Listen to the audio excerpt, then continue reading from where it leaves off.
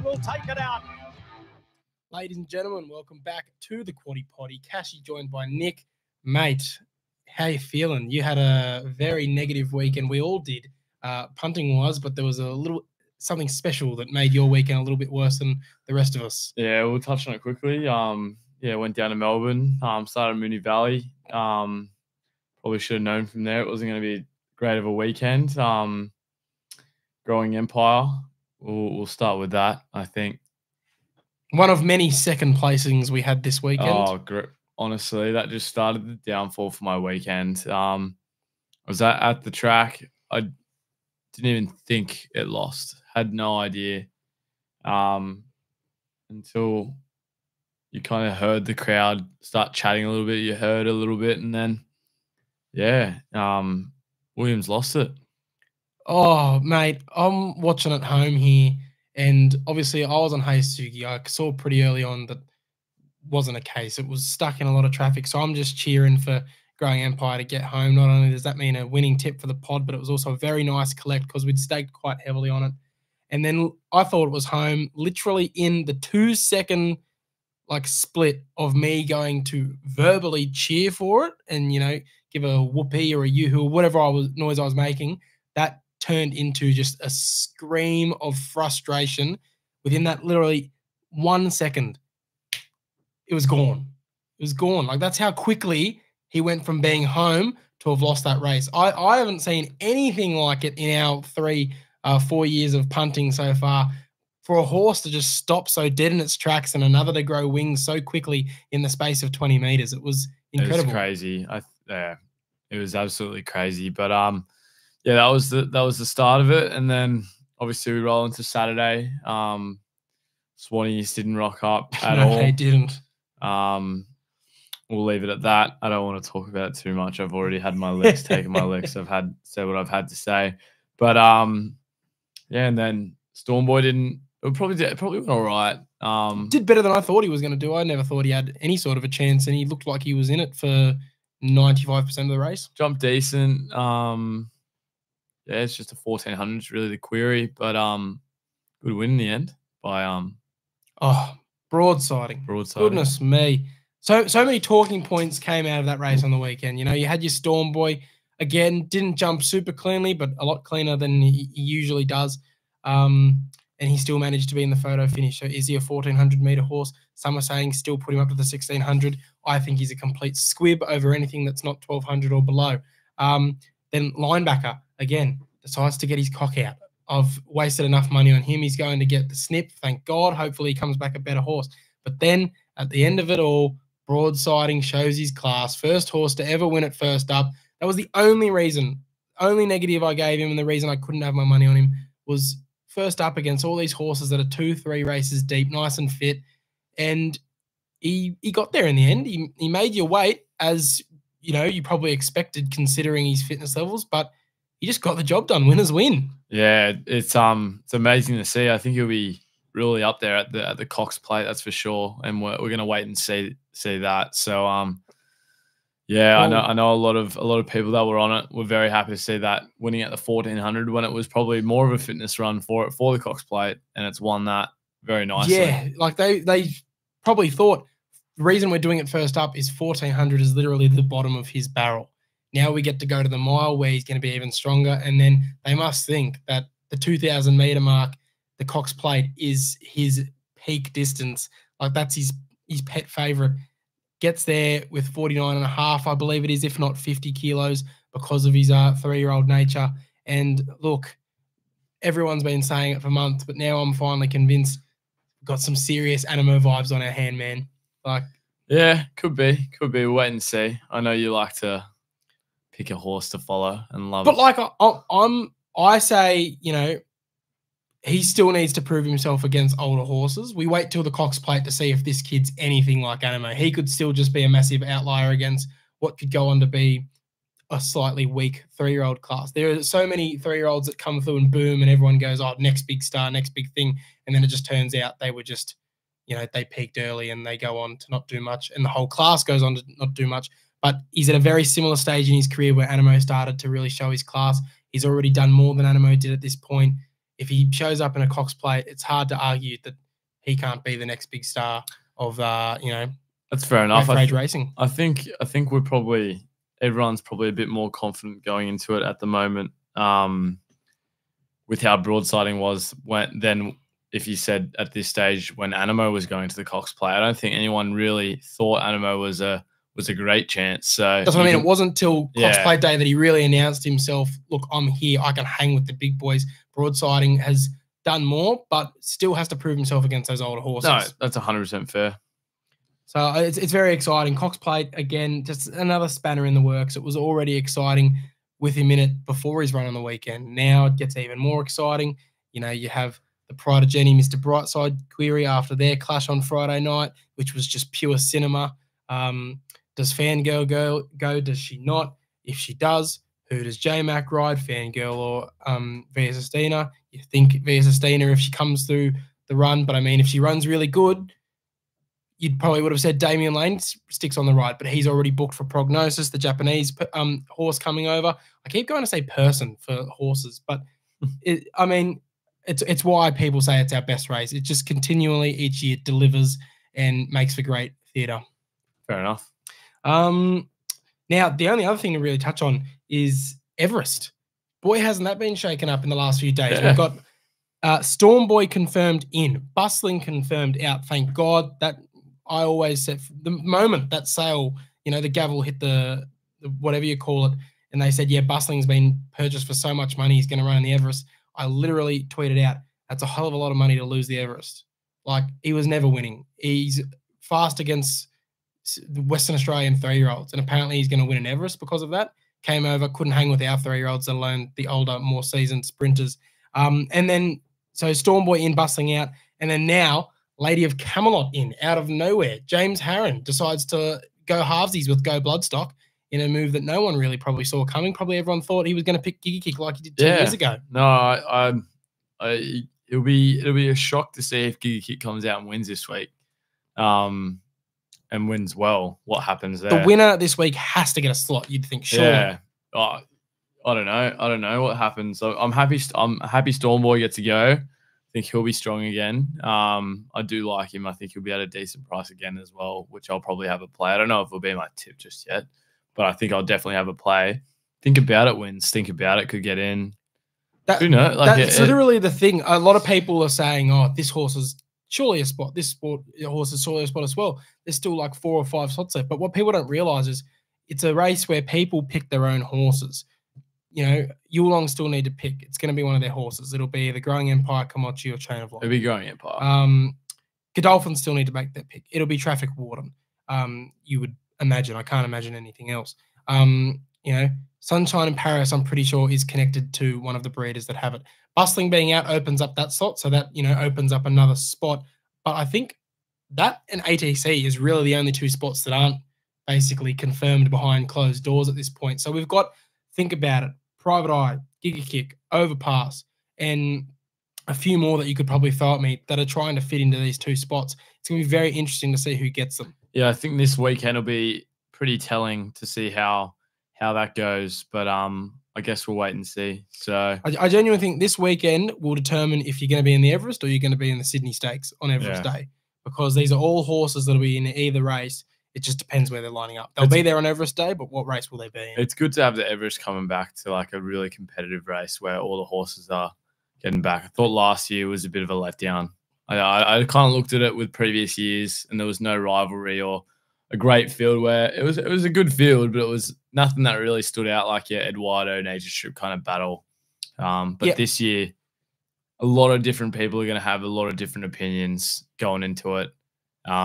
Which is great. It's always great to have a highly contested race like that. I think this is, in our time, like the last 4 years, out of the 4 that we would have looked at, it's going to be the most even. Like, we've had the Nature Strips where were the clear picks for the first 2. Then last year, like you said, it was a bit of a down year, and there were still outliers that you had to pick. But long-term listeners will know we go through runner by runner and we say who can win, who can't win. And so far, I can't think I can write off any of the slot owners so far. Yeah, no, we'll wait and we'll talk about that in a couple of weeks, but I'm looking forward to it. Yeah, it will literally all come down to who's riding who, where do they draw, and what's the speed map look like. But But yeah, I think now, do we just head into the hotline, mate? Yeah, let's get straight into it. All right, let's have a look here. Okay, first and foremost, who else but Shower Bets to kick us off? Hey boys, Shower Bets here. Last week was pretty confident. I had a pretty shit week. I had 2 winners, which isn't too bad. But on to this week, boys. Okay, I'm going to start off. Bounce back's coming. My notes. Bodyguard. I told you, I don't know if he's going to win, but I'm always going to stick with him. I love the horse. Then we got Via Sustina. I think Cashy's going to be here with me on this, unless he's on Elias. But I think Via Sustina, if it gets back to its best, it's going to win. Then I got Point King after that. I think it runs a great race and wins. And my Oberon. How is that horse $16 right now? How? When it was second against Fangirl, its last start. That doesn't make sense by half a length. Doesn't make sense. It's only holding 56 and a half, so. Anyway, and then we got Chica Mahito. I'm not sure if I'm saying that right, but I know the owner of this, and they reckon pretty highly of this horse. I think it's going to run a good race. Not sure if it's going to win. If Floating runs in that race, I think Floating might win. But Chica Mahito is good each way, boys. Get on it. Cheers, boys. Shower Bets out. Fair enough. Shower Bets has spoken. What was that? The value one he said? In the Epsom. Was that the Epsom one? Yeah, my Oberon. He was saying, how's it $16 in an Epsom when it was finishing just behind Fangirl? I'm going to speak about it later. A little bit of a hint. I'm not saying it's my tip, but I also don't see why Major Beal is at such a price when it was also right behind Fangirl last start.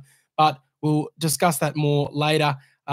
We've got one more. We've got James Ford. Good old Fordy. This could be dangerous. This could be anything. I haven't even listened to this one yet, so. G'day, fellas. 40 here. Just a bit of a game for you guys to play with each other. You can go 2 ways with this. Better bloke or better footy player, or you can go with better bloke or better tipster. See you guys. Better bloke or better footy player. What do you reckon? What, for you or for me? Let's just go both of us. I would like to think I'm a better bloke than I'm a footy player.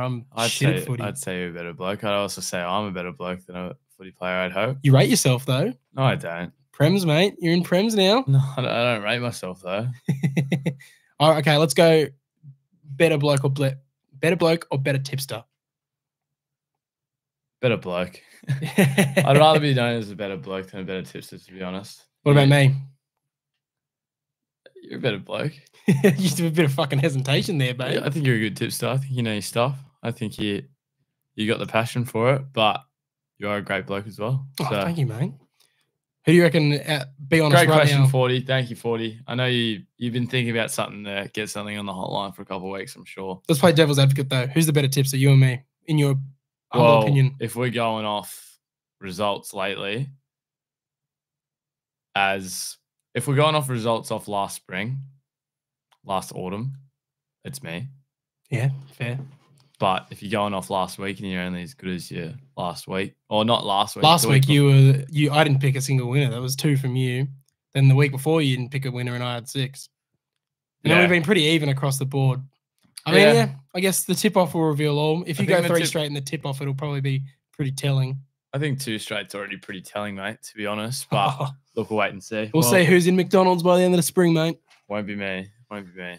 Yeah, you tell yourself that. Tell yourself whatever you need to tell yourself to sleep at night, mate. Yeah. All right, mate. Okay. Going in favourite here. Listen to questions. Listen to questions. Let me get it up. Hitcho, when are your horses starting the process of racing / trials, etc.? Well, funny you mentioned that because we do have some content dropping in the next week with the team at Monarch Racing. Nick's repping the merchandise as we speak. Went out and saw our girl yesterday, mate, and it was good to see her in the flesh. When saw my girl, as we've done our reveal, as I'll reveal it on the podcast for listeners. So me and Cashy did a competition. There's 2 horses. There's a boy and there's a girl. We both quietly said we wanted the girl after how Manal's been going, how we've been following that.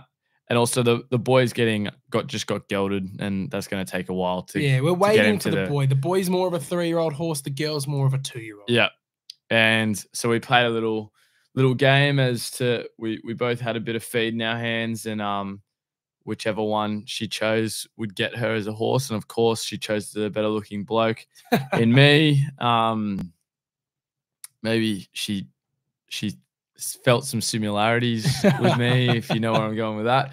But I get the girl now. So the girl's on my side. If you're watching the video, that's the girl there, and then that's the boy on that side. So I took the cheeky one there. But she'll probably she'll definitely trial this year. Well, this season, whether this it's season. before or after Christmas. I think he said we talked to Richie Litt, who's our trainer. I think he did say it would trial this year.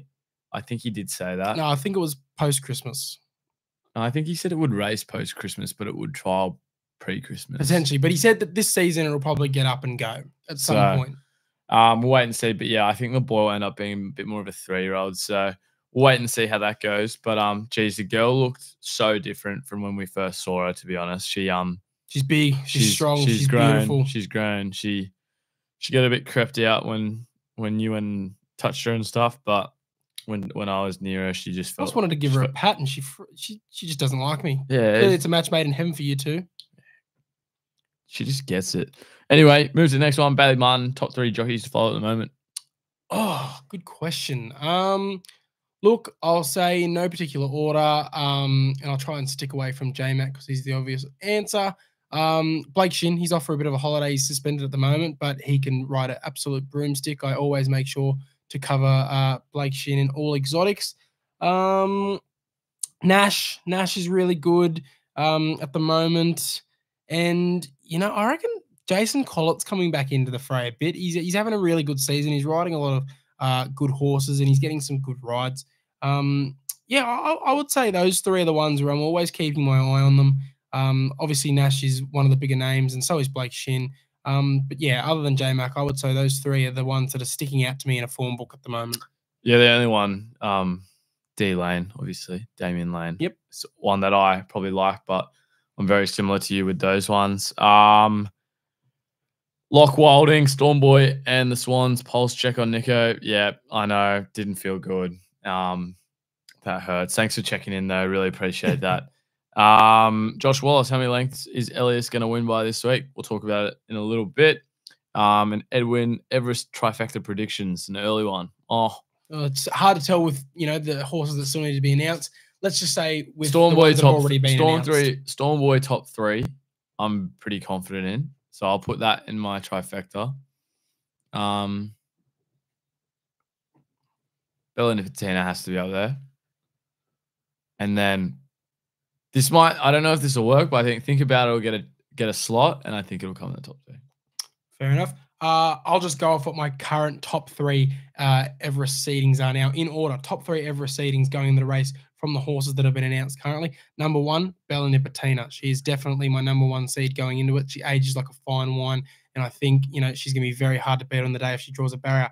Number 2, I Wish I Win. Moonee Valley doesn't suit its racing pattern. It will relish getting back to Randwick. It'll probably launch late, and as it usually does, will probably come a very narrow second, especially if it draws a sticky barrier. And then 3rd, I Am Me. I think its form speaks for itself. It's come back a different horse this prep, just like Bella Nipotina. It ages like a fine wine. You'd think that it either gets J-Mac or Nash, unless there's been some bookings that I'm not aware of. If J-Mac thinks it's the best chance, he'll jump on. If not, Nash will probably take over. But yeah, those are my top 3 seedings at the moment. Bella Nipotina, I Wish I Win, and I Am Me. I think this is the year where you see the girls actually stand out. I don't think a girl's ever placed in an Everest, but this will be the year. Fair enough. With that, that's the end. We'll move into track reports. All right, yeah. So track's currently soft 5 because of the rain that came down today, but it should dry up because there's sun that's scheduled for the rest of the week, and there's no surprise rain. If there's no surprise rain, we should be getting good 4 to start on the day. If not, we'll get there at some point. Rail goes out 3 meters. This is usually the cutoff of where the track plays really fair at Randwick, but monitor any bias. Okay, so I think all horses should get its chance, but again, bias can, come along in the day. It could be rails, it could be off the rails, could be leaders day, could be backmarkers day. So monitor it for the first few races and then bet accordingly if something super obvious comes along. So let's just get straight into the races here. Race 1 on Epsom Day. It's my favorite day to head to the races. I'm very keen for this one. But the midway is always a tricky way to start, mate. 1,800 meter midway as well. Very tricky. So I'm just going to stick with the horse I know. Curvet for me has an absolute shocking barrier. Was on it last time when it closed off really nicely. So I like the step up in distance here. It's just that barrier. Hopefully some scratchings bring her in more, but she's always going to have the widest barrier no matter what. Hopefully it just ends up being 14th, 15th instead of 20th. She also rarely finishes out of the placing. She's super consistent. So $10 to win, $3.30. Happy to go each way on her to start off the day. I'm going with This Is the Moment, $23, $5.50 to start. 14th barrier. I think there's a lot of value to have on Epsom Day, as we said. But I do think that it kind of seems like it'll stay a bit overcast over the next couple of days. I know it doesn't seem like it, but it also didn't really say it was going to rain too much today, and it did rain for a little bit of it. So I think it'll probably stay a bit damp, and having that first race, if it stays wet, it's a good one to have. And at $23, I'll definitely have that. Moves race 2, Breeders' Plate, 1,000 meters. Yeah, probably not as impressed with the 2-year-olds this year as I was. There's also probably less of a portion to go off as we did last year. Anything can really happen. All the boys are very even, apart from those 2 outliers in Tuscany and Northern England who, head the market. But there's going to be a lot of betting on this race. Trust me, this market's going to fluctuate a lot. Yeah, I don't know. It's a bit of a dartboard unless you really like something. I just don't think you can be really happy with Tuscany at the moment after you've just looked at last year. Scampy absolutely dominates a trial, comes out, never wins a race, never does well. Where is it now exactly? You just can't come out and be that confident, in my opinion. So I'm going with a bit more value. It's not that high of a price, as you said. It's pretty even. I like the Snowden horse with McElvoy on board. Raging Force, $7, $2.10. 8th barrier, drew all right. Won his trial as well, so wait and see. Just to answer your question, last time Scampy was seen was in a winter race at Flemington. Finished 3 lengths off them. Yeah, he hasn't placed in a single start. So I mean, it's just a tricky one. You never know how they're going to go. I respect your bet on a Raging Force. Did you say? He was nice. He looked every bit an early 2-year-old. I feel like he's the sort of horse that's going to get up and win a race like this, and then you might not see him progress on with it come Golden Slipper time. With both this race and the Gym Crack, guys, again, these are the horses that you're going to see real early, and you don't often see them come Golden Slipper time. Lady of Camelot was seen on Golden Slipper and won Golden Slipper. Again, you don't really often see that. You don't see the Gym Crack winner of the Breeders' Plate usually going on. Platinum Jubilee won Gym Crack, didn't she? Yeah, and she came second in the Slipper, was it? Or no, third? not in the Slipper, but she's up there in the Slipper, I think. She closed off nicely. Manal was the one that won the Gym Crack and then closed off and finished only a couple lengths off them. And of course, she came out and that was at 45. Did really good. You found that last year, massive price. But you see your Platinum Jubilees who can win a Gym Crack, and then they're destined to forever be really solid performers in your Group 2s or Group 3s. Not many go on to actually win a lot of Group 1s. You had a Coolangatta a couple of years ago. She's probably the most successful Gym Crack winner. But did Lady Camelot win the Gym Crack last year? Obviously, no, she didn't. It was Manal. Yeah. So you might want to follow the horses that don't necessarily win this race going forward. We'll wait and see how it goes. But it's pretty hard, 2-year-olds. But I will say one thing when it comes to betting, put $5 on them in the Golden Slipper, because the Golden Slipper market will open sometime on Saturday or just before. If you like the horse in this, just in case they go the double, it, like I said, doesn't often happen, but you should get a nice price for some of the ones that you're betting in this race. Have $10 on them here, have 5 on the Slipper just in case, because you'll find some of them swimming around at $50 in the Slipper and you might get a nice price. With all that being said, I'm going to go Tempestuous at $9 to win, $2.40. Nash had it under a really strong hold on trial day and, didn't really let it go right until the end. And that's when it did get run down in the end by the one and only Raging Force. So I like it at that price. I think, Tuscany and Northern England are well found at that price. Unless they drift out to each way odds, I won't really be interested. These are the sort of races I like to find some value in. And like I said, Tuscany and Northern England, if you really like them, put them on for the Slipper instead. As we head to the Gym Crack, I mean, what I just said, copy and paste, try and find some value. The favourites, try and put them on for a slipper. But the real interesting one here, Nick, is the fact that there's 17 of them. Usually you don't get that stacked of a field. And the best sort of chances to come out of the trials have drawn really, really wide. What are your thoughts? I'll hand it over to you because I really want to hear your thoughts first because you won it last year. And the year I before. I didn't actually win it last year. I had a side bet on Manar. It wasn't my main tip for that race. I said that I liked it during the trial and I wanted to put a small bet extra on it. It wasn't my tip, so I won't really claim. I definitely tipped it, but I was definitely not my main one on the day. So I'd say it's similar. I'd probably go for a bit of value here. Like anything can happen. I'm going to go voting rights, another gay horse. Gay always does well as 2-year-olds. Hieronymus, been running well on 2-year-olds. Storm Boy, obviously. $34, $7 for a place, and don't think it's impossible because it happened last year. I absolutely love that you've gone that because I told you before the pod I'm going to 2-play this race. That was my second play. That was literally my second play because she was one of the trials that really impressed me with flying under the radar. She's really small, but she looked like she could be really quick. She's definitely one that I'm going to follow going forward out of this race and, into a golden gift if she's there, into the early autumn races. Because unlike the other horses that finished in front of her, they needed to be whipped. I didn't spot a whip once, and she still finished, just behind them. And I like those sort of horses. So the one that I'm going to go here, I'm going to play Strata Arena. Like I said, I hate that barrier. 17 of 17. I still can't believe. 17 of 19. I still can't believe that many horses came here. But J-Mac wouldn't be on it. He has the pick of all of them that he rode on the day, and he rarely rides for Bjorn.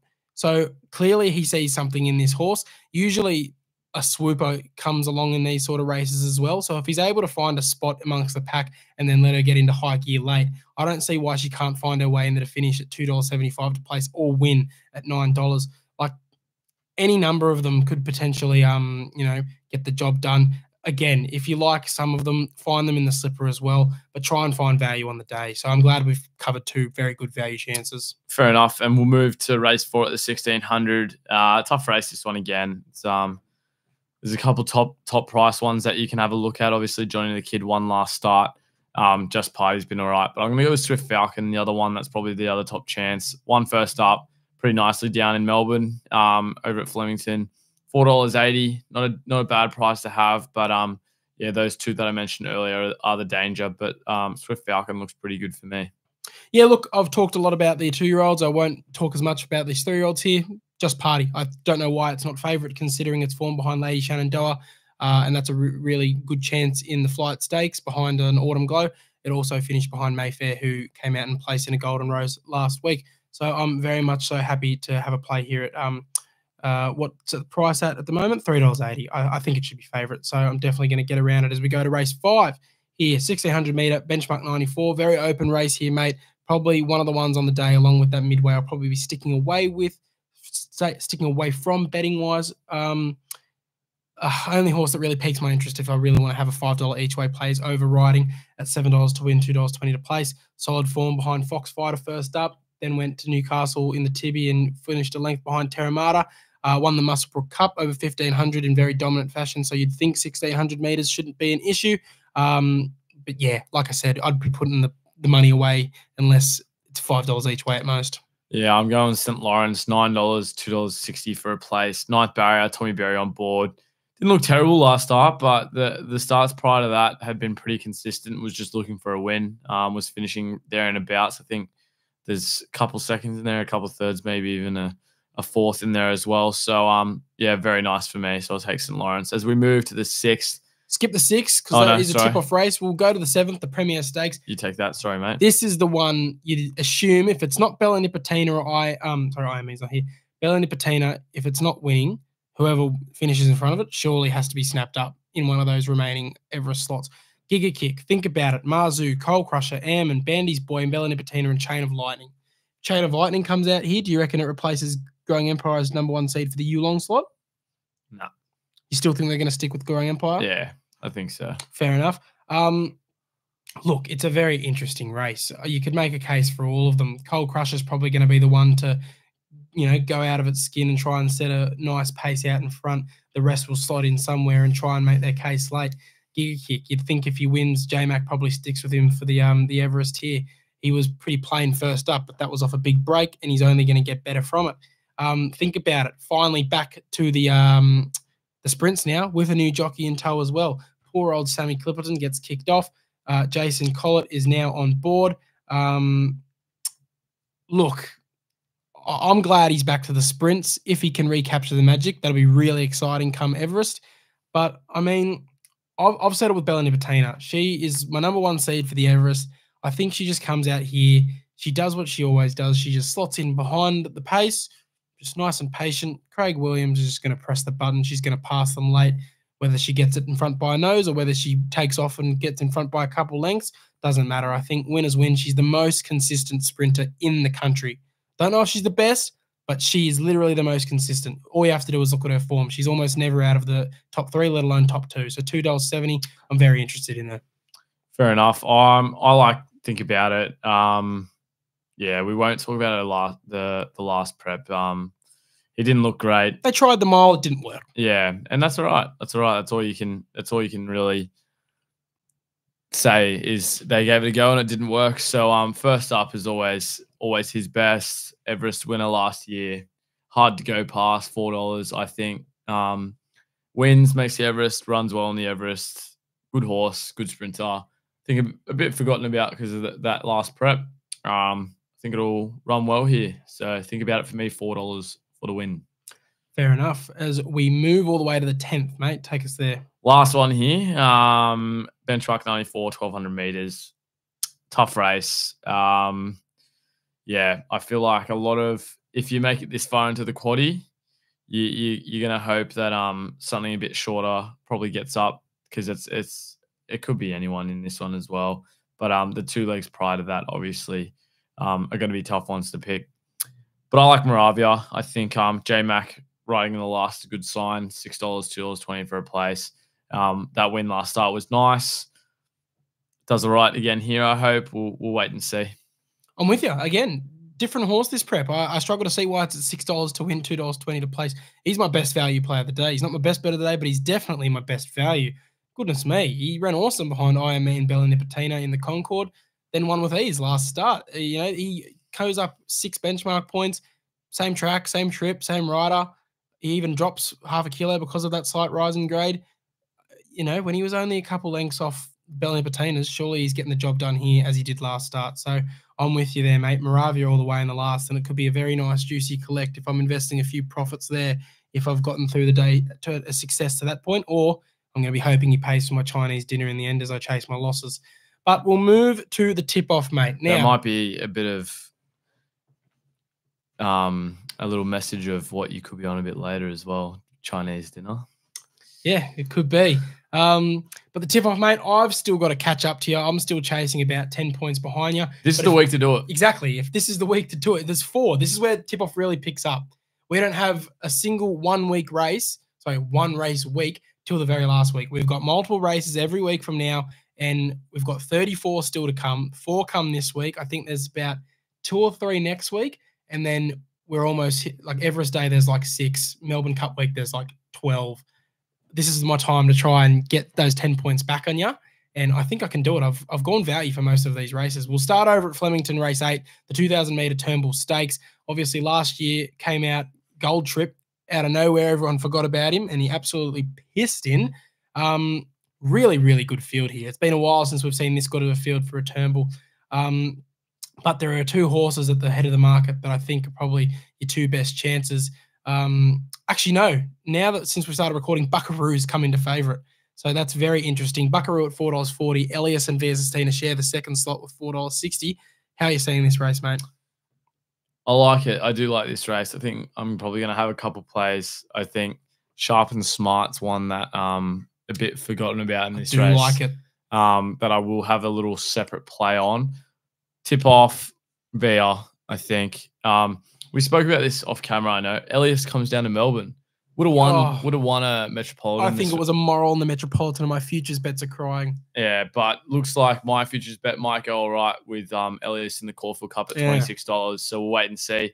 got a bit of money on that as well. So yeah, Elias is he's going absolutely insane. I think 16th barrier hurts. I think if he runs well, they'll send him to the Caulfield Cup and should start off with a decent price as well. So but I think he'll be favourite for a Caulfield Cup if he wins this. If he beats the horses 100%. In this field, he's starting favourite on the day. Easy. And the $26 will be juicy. I don't think he wins though from that barrier. But look, I'd happily be wrong, because if he comes in as a favourite and I've got him at 26, can't complain with that.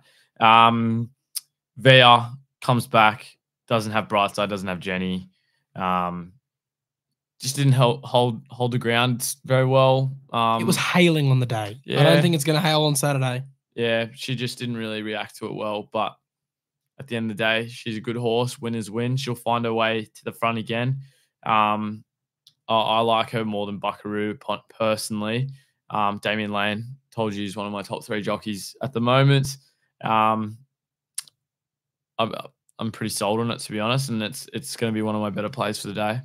Yeah, like I said with Bella Nipotina earlier, I think she gets there. Whether she makes a sweat and she gets there by a whisker or she gets there by a domination job, winners win. I think this horse, look, might not have won last start because of the way that the race was run, but she certainly was finishing a lot closer if that was a dry track. If we get a dry track on Saturday, I think it's over. Like Via Sistina, I just think you can always forgive a horse off a bad run. Look at Pride of Jenny. Came out, looked flat as first up. I mean, maybe this was just her second up. It was just flat. She wasn't with it. She had a couple of things going against her. If she gets her right setup on the weekend, which hopefully she does, I don't think anything in this field can beat it. I think Buckaroo and Elias all they can do is run a close second. I think she just gets the job done. And hopefully that's the only horse that we've aligned on, because like I said, I want to make those points up on you. We go to race 6 at Randwick, the Flight Stakes. It's a short favourite here and deserves to be with Autumn Glow. Look, I'm already going to say wins, but I can't be tipping her at $1.50. There's much better betting propositions around. Any other, so punters, you look at this right now. If you're in our tip-off, I'll give you a hint now. Autumn Glow, when it wins, you get $1.55. You're getting 2.5 points. 2.5 points. If Snow in May, who is the next best, or Lady Shinoda, who's also the same price, places, you're getting 1 point less. Yeah. You could literally get more for a place on some of these than it is to win on the other. Yeah, risk to reward. You do what you want. And it's the same thing in a betting sense, isn't it? You can go for a place bet on one of them and still get better odds than the favourite to win. So, I mean, you could be looking for a few of these each way plays, just going for top 3. Yeah, well, I'm going to go real left field. Okay. Don't know how to say it. Delici Boulevard? Delici? Your guess is good as mine, mate. Yeah. Number 5, $20, $3.10. Been running well. Hasn't missed the placings. Has missed the placings once, sorry, in her career. But yeah, she's looking all right. She ran nicely down in Melbourne. It's coming up to Sydney for this one. $20, $3.10. Snags a place, I think. Snags 3rd place, $3.10, 3 points. If it somehow finds a win, you're off and gone. 23 points in front of me. Yeah, I'll take that. Look, I'm going Lady Shenandoah. I think she's out of all horses in this field, I think she's the only one that could potentially get an Autumn Glow. I don't think they will get her, but Chris Waller, the sneak, you just wouldn't be surprised if Autumn Glow's all the rage and then one of his other horses just gets up because he's Chris Waller and all of his horses are good, and you just think of the stars and you forget about the B graders who are A graders in their own right. They just don't have, all the press around them, and they don't have J-Mac on board. But yeah, I think she runs home for a solid second and gets me at least $1 at 1.5 points. And if she wins, she gets me a nice price winner there. But I would suggest, like we said, look for your horses to place rather than backing anyone on the nose here, or go some each way plays. If you love Autumn Glow, just watch, learn, cheer for her. At $1.50, you can't possibly be backing her. Put her in some multis if you're really desperate to get her slip on her. Fair enough. Metropolitan. Look, I'll quickly say something about this race. Unfortunately, we've ended up with, not the best field of jockeys. Obviously, I'm not saying any jockey is completely worse than the other, but It's very rare that you see a big Group 1 field like this with so many jockeys that a lot of casuals are going to look into the book and go, who the hell are they? And the reason because of that, punters, is because they all need to somehow carry 52, 51, or 50 kilos. So you either find one of the seasoned jockeys that are willing to waste the heck out of their week, and by waste, I mean just sweat to get down to that, or you find an apprentice, or you find a really lightweight rider from the provincial grades or from the country. And that's what's happened here. Why so many horses ended up at such light weights? It's because Without a Fight nominated, and obviously he's going to be the top weight at 60 kilos because he's the Melbourne Cup winner, but because he gets taken out of it, all of these horses have been measured against him, which is why you find, your Unusual Legacies, who is half the horse Without a Fight finds itself at 50 kilos. So that's why you find so many of them at this weight, and it's robbed us, I think, of what could be a really super race with all the best jockeys getting on, all these stayers, but that's how handicap racing works, unfortunately. Yeah, I like looking at it from a different point of view. It's a good opportunity for some of these guys to have a good ride. Gives a great opportunity to win a Group 1 that they don't usually get. That's the positive of it. There's negatives, but there is positives, like you said. Yeah. Looking through this race, Berkshire Breeze is your favourite at the moment, I think. $7.50. That shows you how open this race is. Yeah. I'm telling you what, Elias would have been a moral in this race. Elias would have won really well here. Could be anyone. First Light goes with the 1 week backup, which I don't mind, but I think I have to be with Zardozi here. Didn't run terrible. I say terrible. Didn't run great, but didn't run terrible behind Elias last start. I think she was pretty well backed as well, but $12, $3.60 class horse when she gets back to it. I think she's a bit of forgotten about horse, how good she can be when she's at her best. And I'm praying it stays soft. She does well on the soft. Yeah, look, I agree with you with going for it. I'm going to have to split from you because I want some points here, and I do see another horse. Would you have taken it if I didn't take it?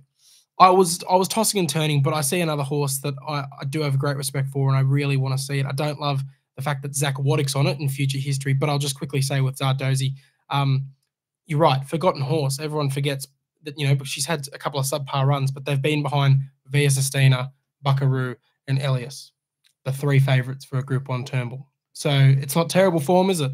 But yeah, I'm on future history. It was my tip in the Melbourne Cup last year, and he just didn't really let down, didn't really get out that far. But he can get this trip 2,400. Okay, it's 800 metres less. Like I said, would have wanted a more senior jockey on board, but the horse is flying. This last 2 starts, it's just been running on really late, been very close to getting the jockeys, just didn't get them in the end. Been crying out for this 2,400 metres all prep.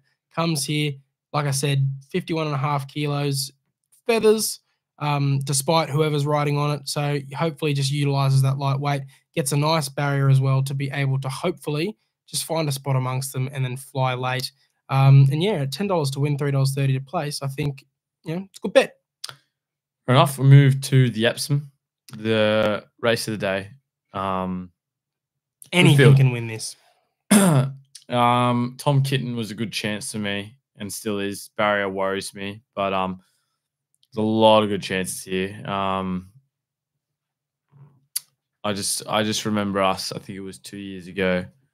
Was it 2 years ago? If you're talking about Ellsberg, yes, it was. Followed that horse for years and years. Finished in the Quinella for a year and a half. Yeah. Forgot about it for probably 3 weeks leading up to it. Mm-hmm. Comes out and wins at 26. Yeah, dead heats with top ranked. I could not believe it. We'd backed that horse every start of its career. Same thing happened to me with Private Eye back in the day when it used to be a miler. I backed it every start of its career because it debuted very quickly after I turned 18 and started punting. And then all of a sudden forgot about it and it won at huge odds in a Group 1 mile, I believe. And then Ellsberg went and did it to us again. Yeah. I do remember. It's a good day. Cool racing memory. You'll be down there, which is awesome. I cannot be in attendance, unfortunately, as I have a prior engagement. But in saying that, I'm hoping to get down to a couple race. I definitely will be at the Everest. I definitely will be at Golden Eagle, which are 2 given ones for me. I always get down to them. And but a couple maybe sprinkled in between.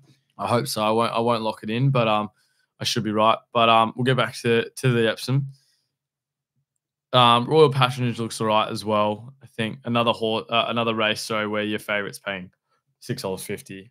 And then also another race where a very good chance is drawn complete outside there in 17th barrier.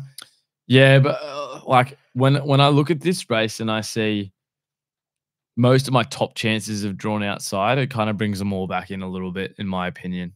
The good thing for Royal Patronage is that you've got only 2 horses that really like the speed in this race. It's drawn inside, but I mean, Major Beale, Berkshire's Shadow are likely the ones to challenge it for the front.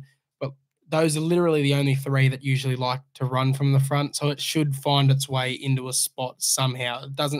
It's not like half the field likes the front and it's drawn inside. Otherwise, I'd be very concerned. But it has the pace to be able to find its spot. Fair enough. I'm gonna stick with the Kitten. Kitten? Yeah, I was a big fan of him coming back. Gelding, obviously, he's probably peaking now. Third up. He's as fit as he can be.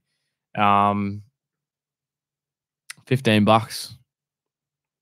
If you told me that a couple of weeks ago, I would have taken it for sure. So that's what I'm going off at the moment. Correct me if I'm wrong. Do we also have a futures ticket loading for him, or did you play him in the Golden Eagle? I know think you played him at one point. I think I played him to win a Group 1. Let's find the market here. It's on our Dabble account. I think I played him. I'm going to scroll through here. Yeah, you've got to play for him here as well in the Epsom. How much do I have it for? You got him for 8s. So no, he's going out, but still, I'll take him. Yeah, so you're sticking with him. Good to see. Look. Well, had him in 8s, and then they probably just got more horses in the field. I think the only reason he's this far out is because of the barrier as well. Yeah. I see no reason why he's anything less than a $10 chance, but that's because it's a stacked field. He's got a barrier.